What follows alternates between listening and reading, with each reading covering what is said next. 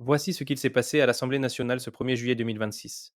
D'abord, l'urgence climatique dans l'agriculture.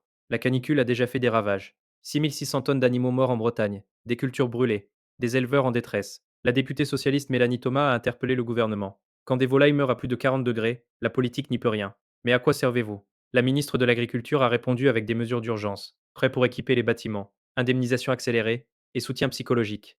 Mais aucune solution structurelle pour anticiper les prochaines crises. Les agriculteurs restent en première ligne, sans plan climatique concret. Ensuite, un débat historique. Faut-il dire régime de Vichy ou État français? Le député Nicolas Ray a demandé de remplacer régime de Vichy par État français. Le député Nicolas Ray a demandé de remplacer régime de Vichy par État français. Le député Nicolas Ray a demandé de remplacer régime de Vichy par État français. Dans les programmes scolaires, pour rappeler la responsabilité de l'État dans la collaboration. Le ministre de l'Éducation a refusé. Le régime de Vichy est une convention historique, utilisée par De Gaulle et les historiens.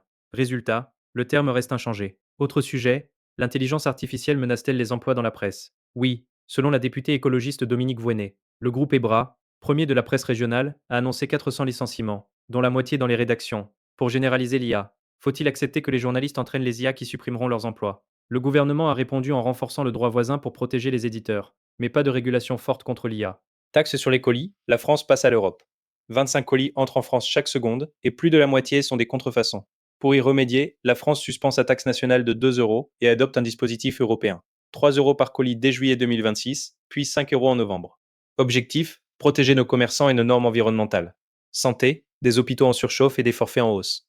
Avec la canicule, les hôpitaux sont devenus des étuves. À Rennes, des soignants ont dû être perfusés. À Limoges, des centenaires souffrent dans des chambres à 30 degrés. 1000 morts en 4 jours à cause de la canicule dans les hôpitaux. Ce bilan, c'est le vôtre, a lancé un député de la France insoumise. Et ce n'est pas tout. Depuis mars, les forfaits hospitaliers ont augmenté 20 euros à 23 euros en hospitalisation, 15 euros à 2017 euros en psychiatrie. Vous asphyxiez financièrement l'hôpital public, dénonce un autre député. Le gouvernement promet des climatiseurs en urgence, mais les hausses, elles, restent en place.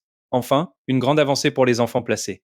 L'Assemblée a adopté à l'unanimité une loi historique. Désormais, tout enfant concerné par une mesure d'assistance éducative aura systématiquement un avocat, quel que soit son âge. Ce texte va changer des vies, a souligné la rapporteuse Aïda Hadissadeh. 400 000 mineurs sont concernés. La loi entrera en vigueur le 6 janvier 2027. Le temps de former les avocats et d'organiser les barreaux. Louis a été laissé seul par nous, les législateurs. Avec cette loi, ça ne se reproduira plus. En résumé, a été adopté la taxe européenne sur les colis, le droit à un avocat pour les mineurs placés et le renforcement du droit voisin pour la presse. A été rejeté ou reporté. Le changement de terminologie sur Vichy, la régulation stricte de l'IA et la baisse des forfaits hospitaliers. Et vous, qu'en pensez-vous? Dites-le en commentaire.